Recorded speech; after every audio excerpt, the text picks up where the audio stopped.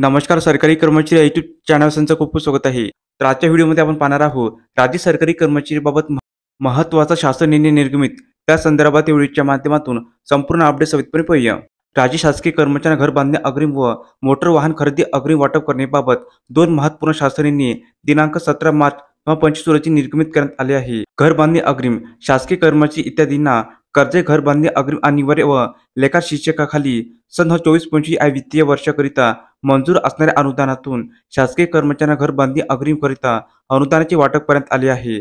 सदर संपूर्ण अग्रिमाची व्याजासह वसुली होईल याची दक्षता संबंधित नियंत्रक अधिकारी यांनी घ्यावी असे नमूद करण्यात आले आहे. अर्जदार कर्मचाऱ्यांचे घराचे बांधकाम विहित टप्प्यापर्यंत पूर्ण झाल्याची खातरजमा केल्यानंतर दुसऱ्या व तिसऱ्या टप्प्याचे अनुदानाच्या मागणीसाठी प्रस्ताव सादर करण्याचे नमूद करण्यात आले आहे. तर ज्या अर्जदारांना तिसरा आणि अंतिम हप्ता प्रमाणित करण्यात आला आहे त्या अर्जदाराकडून नियमानुसार आवश्यक त्या संपूर्ण कागदपत्राची पूर्तता करून घेऊन नंतरच प्रत्यक्ष रक्कम प्रदान करण्यात यावी असे नमूद करण्यात आले आहे. जमीन खरेदी करून घर बांधणी या प्रयोजनाकरिता अग्रिमाचा पहिला हप्ता मंजूर केल्यानंतर दुसरा हप्ता मंजूर करण्याची शिफारस करण्यापूर्वी अर्जदारांच्या घराचे मंजूर आराखडे गहाण खताची प्रत अभिलेखात जतन करून ठेवण्याचे निर्देश देण्यात आले आहे.